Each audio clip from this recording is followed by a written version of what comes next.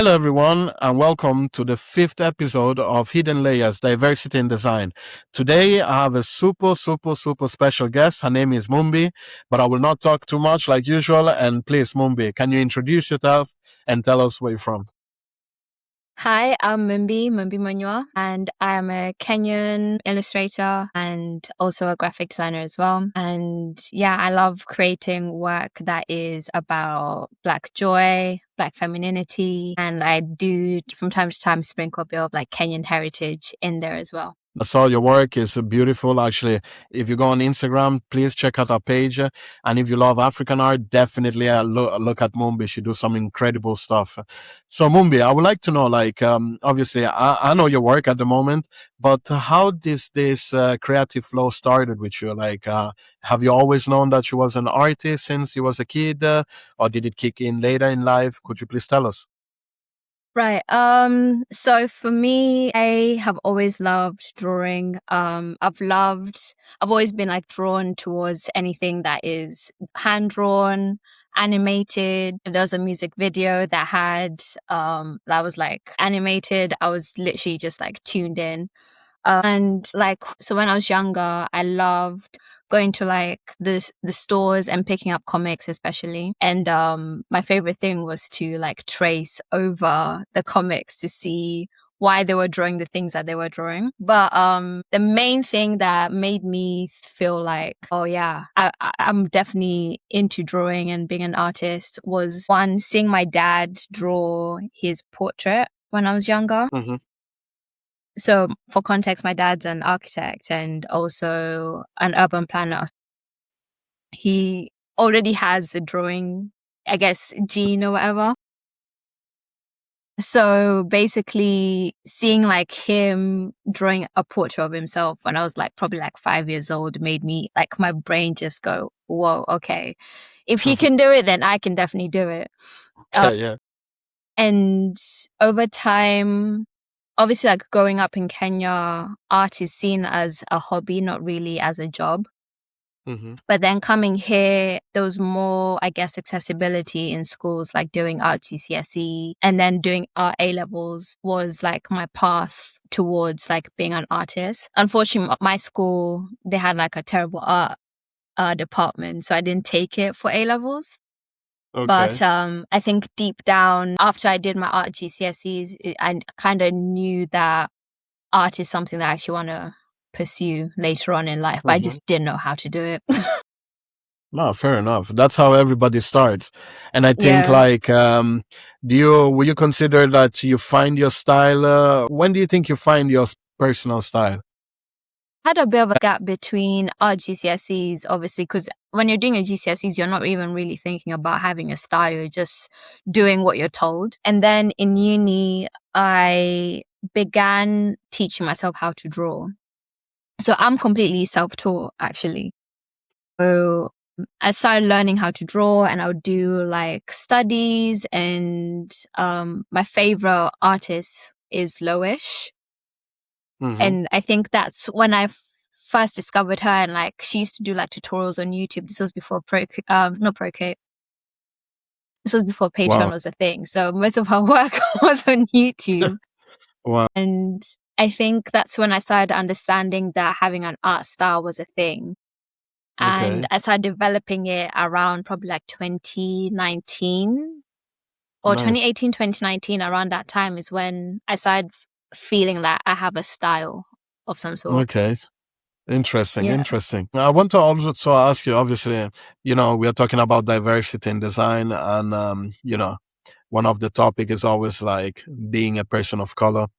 And I always know, like talking to a lot of my friends, especially being like a Black woman of color, there are a lot of Mm. issues in this industry. What I would like to know from you is like, have you ever encountered any problem or something that slowed you down to become the artist that you are today? I think for me, oh, where do we even start? No, I'm joking. We have time. We have time. Don't worry. So I think first of all, I came here from Kenya when I was 10, 11. So for most people, they don't understand when you're a immigrant or an expat, if if that's what you are. Fair enough. Yeah. You're basically starting from scratch. Like you don't necessarily have the same foundation in terms of even family wise to fall back on. So there's that aspect in terms of growing up. And when I was even doing my art GCSEs, for instance, if I wanted art supplies and I'm asking my parents like, oh yeah, can we buy some more paints and all of that? They're looking at me like, I, we also need to buy food. yeah. Because they're not cheap, right? So there's that aspect of like the struggles I'd faced like growing up as an artist, and then there's the aspect of buying equipment as well, because I also wanted to be a graphic designer. And in uni, I was seeing everyone having like the latest MacBooks, and they all had the Adobe softwares. And I had to end up working at least like 2 jobs to be able to get myself a laptop. Yeah. And that one that functions well enough Yeah. and is strong enough to handle the softwares A stable I was laptop. using. Yeah. And even then, it just wasn't stable. And then on the flip side, when you finally have the skill, the talent that you've been growing, it's people just either overlooking you, or the one thing I've had the most is, it's got nothing to do even with my race or my gender, is my youth. I would always have issues with people saying like, oh, your prices are too high for someone your age, when I'm making really good work. And that's happened even as recent as last year, when I was working my full-time job. I was approached by someone that's seen my work at massive marketing festival, and they loved my work. They've loved it since like the year before. And I told him my rates, and he was just like, yeah, that's too expensive for someone your age. And I was just thinking, you would never say that to someone you would never say that to me if I was a man, first of all. Yeah. But also, I don't know. I always get that most of the time, where people just assume that, yeah, I don't know what I'm doing, basically. I feel like it's not like you don't know what you're doing, but you're giving a value to yourself. And I'm a very big guy. I'm a very big on understanding your value. And I think, I just think like the person wasn't the right person to work with you. Simply like that. I will put it like that. True. Because there's no price for artistry, if you ask me, in terms of like, as an artist, if I like your work and I really want to make something big out of it, pay for it. Yeah. There's no like a big debate about that. And I think a lot of people, they play with the age factor, almost like everyone that is young doesn't have an idea of how to value themselves. Some young people in nowadays, they're better than when I was younger. Like when we was younger, I used to do like 40, 50 logos for 50 quid, Yeah. And now, No, say. let me do, no, but it's a funny thing. Now, ask me about 50 logos and see what I will ask, the money I will ask you. But back in the days, I will be so hungry to get something so that I would just say yes to everything, because for me it was just experience, exposure. Yeah. But it's also true. If I knew this before, I will have lived better and maybe have less headaches from a lot of very difficult clients, So Yeah. definitely maybe not the right person for you. I think that is been my main struggle, is finding the clients that, one, value the talent, the skill, the whole artistry of it all.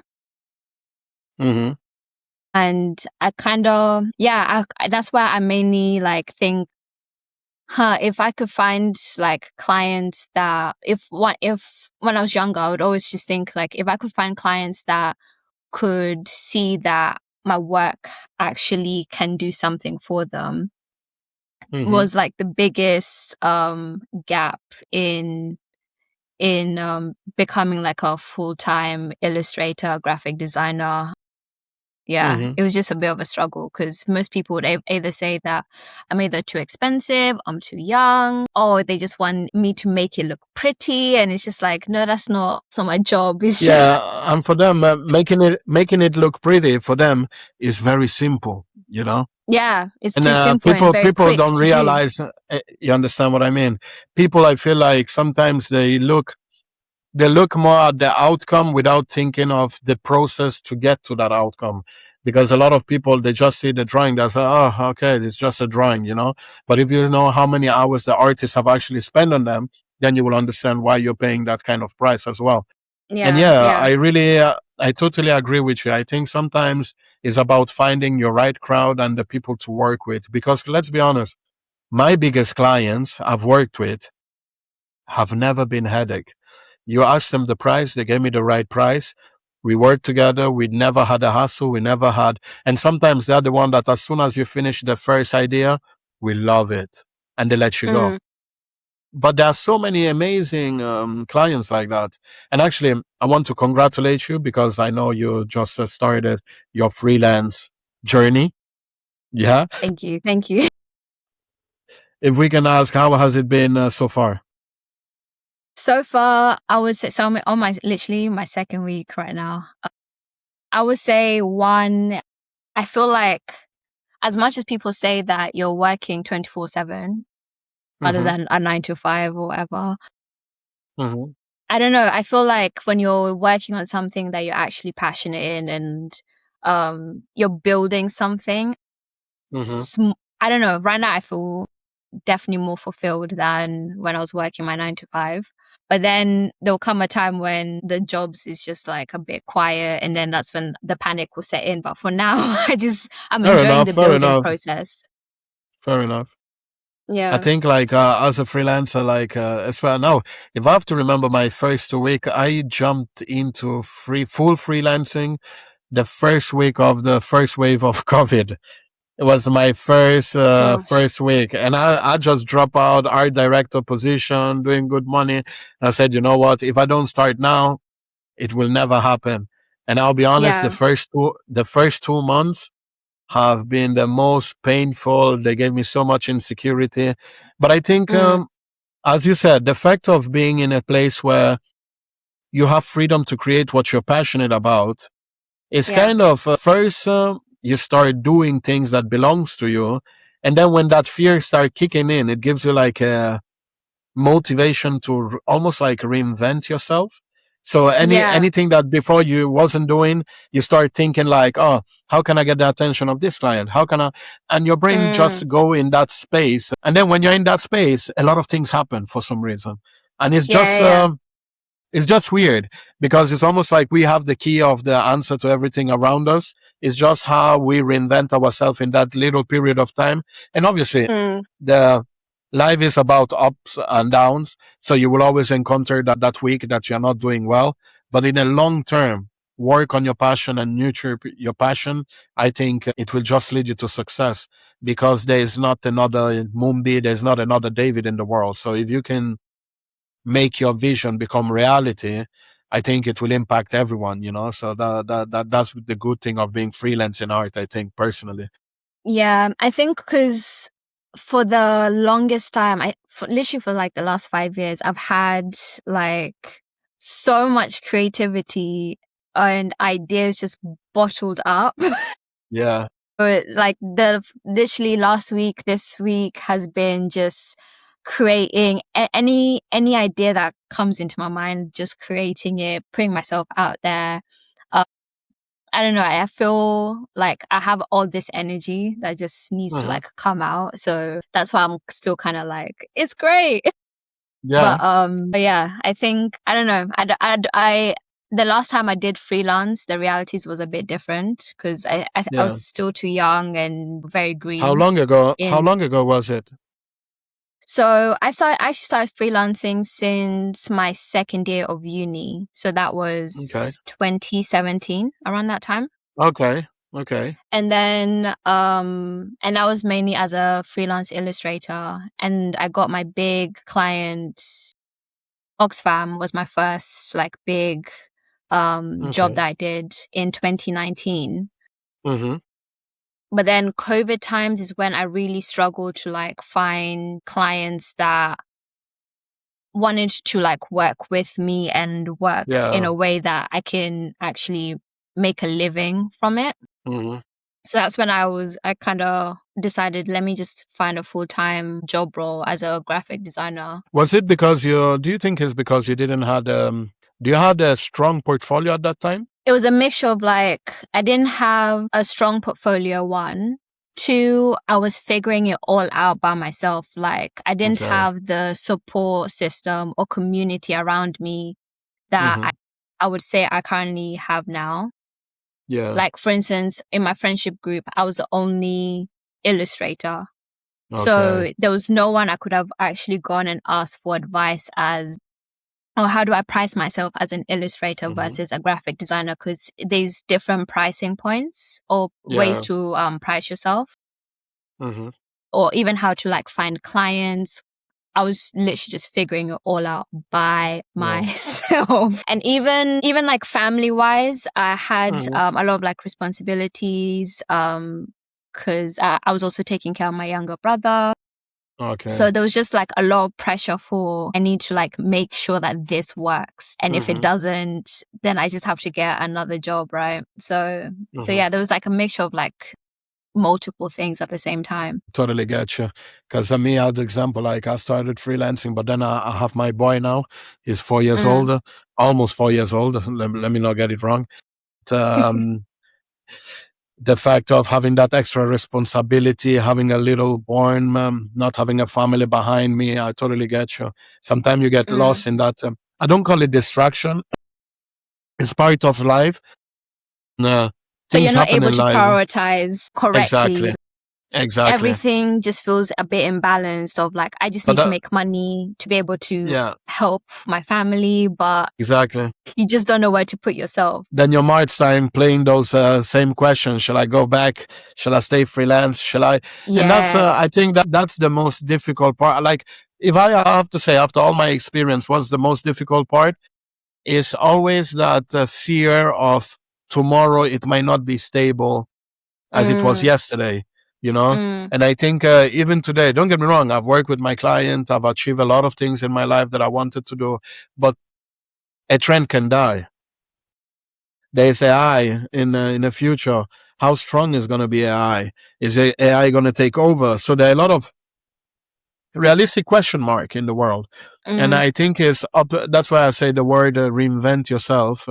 When I had a kid, I started working around the clock. So the normal hours I will work at night time, and then I will wake up in the morning, make my routine, then do this at this time. And I think for Yeah. you is almost the same. But I think like sometimes if you that fear sometimes can lead you away from your passion. Does that Oh, happen absolutely. sometimes? It Oh, plays with your I mind. think I think that has been the core of my life for like the last 5 years because I think all the struggles I'd faced before or even like during COVID, Hmm. because mind you, I graduated in 2020. So like I was doing my final year in 2020. We were told it's time to go home, only for Hmm. 2 weeks, and then you can come Hmm. back and you're going to do your final assignments and whatever. And that never happened. I had to finish all my Wow. final assignments at home with my Hmm. tiny, dingy laptop that Wow. inevitably broke on me. Um, and oh, I've lost my train of thought. But but wait, what was I saying again? How did that make you feel actually, not being able to finish your final year? How did that make you feel? Oh, Because I feel like our yeah. generation never experienced that. And I think that was very tough, especially for you guys, because it's, what came in your Yeah, mind that time, actually? I find that very interesting. so because for me, I was working on an app that was meant to like combine or help people of color find Hmm. therapists that are culturally competent. That was like my big idea. Amazing. And I wanted to put it out for like the New Designers Award, Hmm. or showcase it somehow. And then Hmm. when COVID happened, I was like, right, how am I meant to showcase my work? And even we were meant to do like a final year degree Hmm. showcase for everyone. And that didn't happen in person. We ended up doing Wow. like a makeshift virtual one.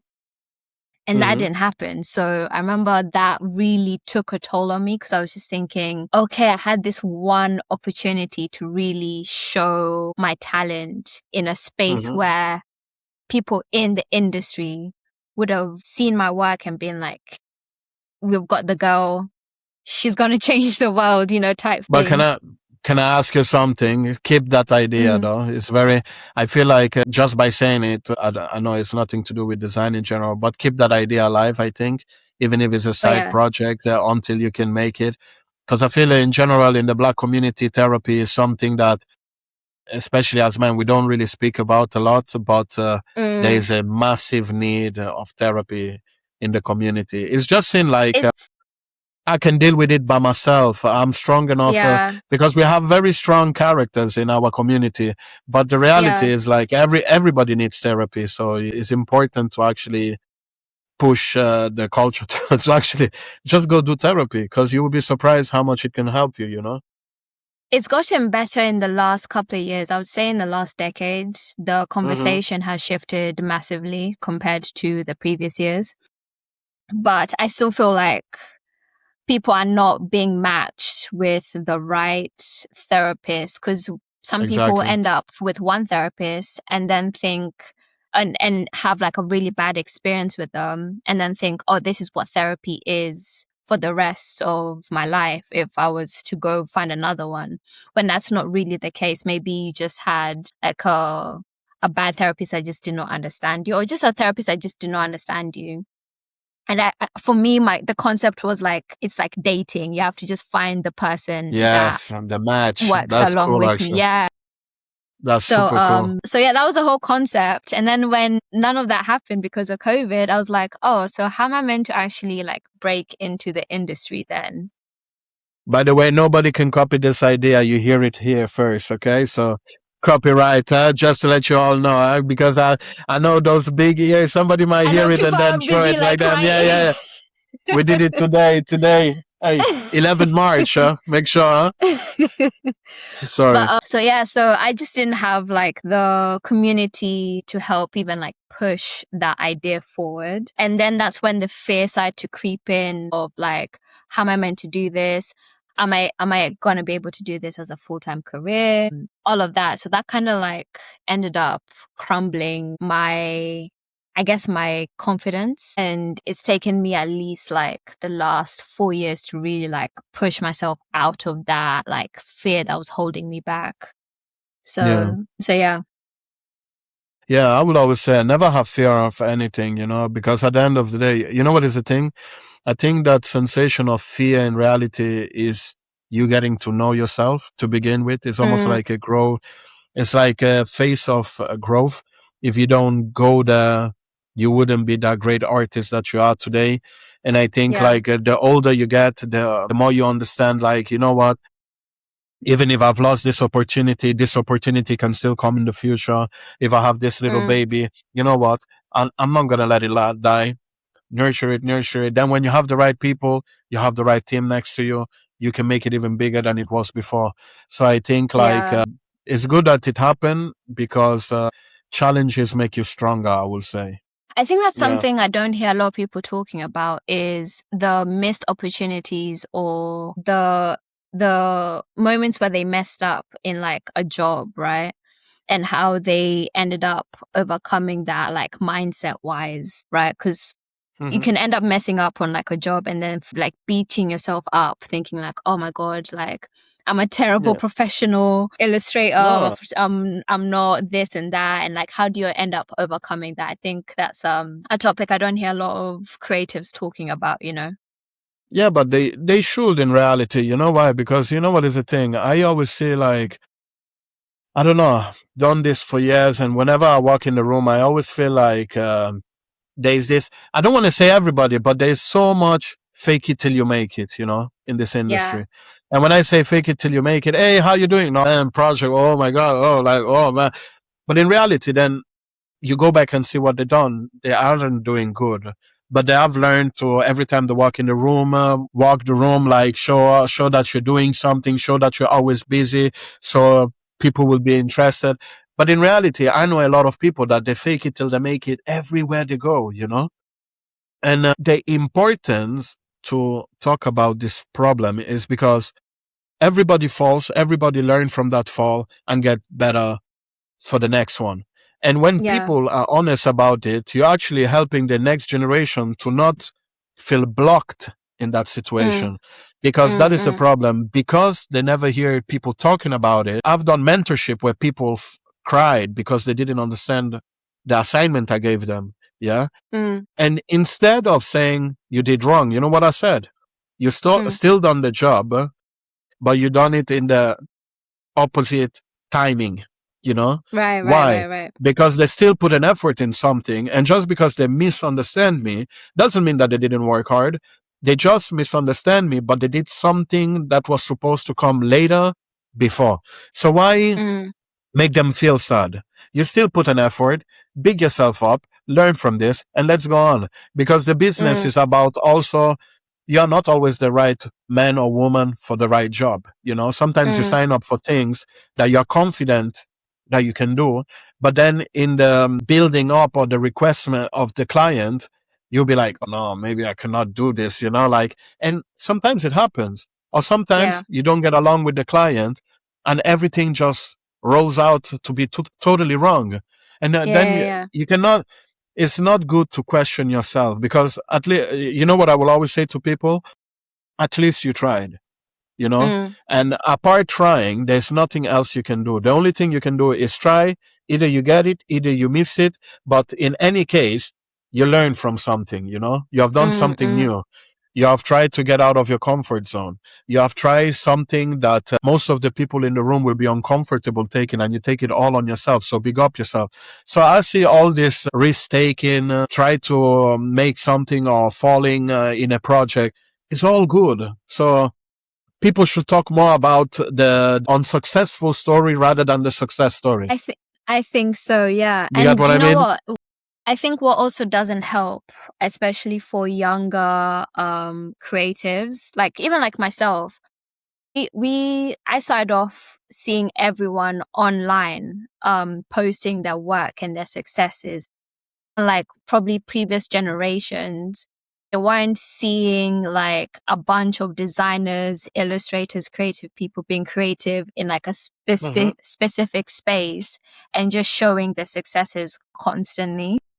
Yeah, So I feel like for like my generation and younger, we must see a lot of success stories and thinking like, all other creatives are doing way better than I am.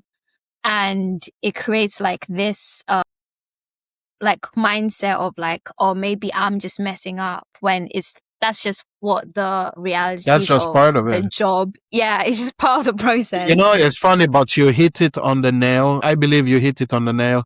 I think this kind of generation, especially social media these days, yeah, is a Yeah, place where everybody's perfect. Oh my God, look how successful I am. Look how this. yeah, And the funny thing is, by looking at it constantly, you actually start battling within yourself and say, yeah. I'm not as good. I'm Mm, not as rich. I'm not. But reality is, some people take the easy way to get where they want to be. Some people work a whole life to get where they want to be. And some yeah, people never had the opportunity to get where they want to be, even if they're better than all the other two people. So the reality is like what I will say for, especially, I don't know if you feel like this sometimes, but never compare yourself to other people's, because can I be honest with you? I cannot expect Mumbi to be like me, as you mm, cannot expect to be David, or like never have expectation. Just as I said, try your best. And that's all you can do. Because when yeah, you yeah, start comparing yourself, I guarantee you, you get into this zone where your mind, your negative thinking works harder than your positive mm, thinking. You yeah, know, because absolutely. it start coming in your mind and just saying like, you cannot do this. But no, don't do it. Don't try. Don't this. And it just stops you. Mm, Rather, when you don't have this kind of negative thinking, it allows you to flourish like water. You just go everywhere. You touch everywhere. You explore everywhere. You meet new people. You surround yourself by people similar to you. So just yeah, to end the story, to make it short, I think even before you mentioned the fact about having a community exactly like you is actually what everyone needs, because there will be honesty, There will not be Mm-hmm. judgment. And whenever you fall, they will always be there to carry you up. You know why? Because each person within your community will have experienced the same thing that you experience. So they will Exactly. never Yeah. let you down. They will actually say like, hey, listen, I've been there too. Don't worry. Let's go, you know? And that's what you actually need. Because social media nowadays, let's be honest, like even me, I have 72,000 followers and everything. It's just a number. And I'm Mm. not trying it here to make big numbers or stuff like that. But at the end of the day, it's just a number. Back in the days, it used to give me a lot of work, a lot of projects. But now, if I don't do the work, it's not giving me projects. So to see Yeah. these Yeah. people Yeah. with 200K like this, there are people with 200K. They don't know how to live at the end of the month because they don't have money to pay their bills, but they Mm. have Mm. 200K. So is the status of a app really telling you what kind of person you are, you know? So Yeah. that's what I find very interesting, actually. Yeah. I think it's something that I had to like live through to be able to come on the other side and be like, right, okay, this is just Hmm. this is part of the process. Confidence is actually quite important in this Very industry important. that we're Very in. important. And if you don't have it, then it's something that you just generally have to Yeah. work on. Community, you're definitely right. I think that was the main thing that really helped me get into, I don't know, finding myself again. Yeah. Because I'm in the same art collective as Ham the illustrator called Mark Makers. And I feel like ever since I joined that, was a part of that collective, I've just been able to like realize like, okay, I'm not doing this by myself. And Yeah. everyone has their own little thing that either stops them or, you know, Hmm. pushes them forward. And you end up like absorbing people's, you know, when you're in a group of friends, Yeah. you end up absorbing people's behaviors as Believe to well. believe. Yeah, yeah. If I Yeah, believe, you believe. If you are strong, I am exactly. strong. You know, it's true. It's true. Yeah, yeah, yeah, yeah. I'm a So I true think, yeah, believer in having that. a sense of community is so important, especially right now. Like the whole touch grass thing is so true. Like go touch grass, guys, and be with people in real life, because Yeah, social yeah, media just, definitely. yeah. And yeah, we're almost at the end. So I would like to close this with one last question. If there is that one thing that Mumbi will like to see for the next generation, what could it be? Next generation. This is I it's a know big I question. put a rock down, you know. If there is something that you could leave to the next generation, what could it be? As an artist, as a designer, what would you like to see more actually? What would I like to see more? Do you know what? Yeah, I would love, honestly, I would love to see more like African countries embracing and putting value into the arts, yes. because there's so many talented, like Kenyans, Nigerians, South Africans, wherever you name it, Everywhere. Millions of people. everywhere I know. in Africa, outside Africa, they're killing it. Yeah. However, the people in power in like those countries just don't seem to like understand that creativity is what drives people, you know. It changes lives. You can do so much, right? But I wish, that's my, honestly, my number one wish is for Africans to just like embrace just creative jobs and see it as a job rather than a hobby. Because yeah, Because I think when that ideology come true, I'll be honest, it will open doors for so many it will people. It's open. Oh my god, trust me, yeah. trust So me. many people. There's so many like talented people out there, and they're just not being recognized. And it would be such a big blessing for so many people. So yeah, I know, I it's the know, I one know. thing I that totally agree. I ruminate about in my head. Yeah. Anyway, Mumbi, it was super pleasure having you with me today. Thanks for taking the Thank time. you. And for all the people at home that don't know Mumbi, please take a handle on Instagram, follow her work, and show some support. Thank you, everyone. Have a good day. Thanks, David.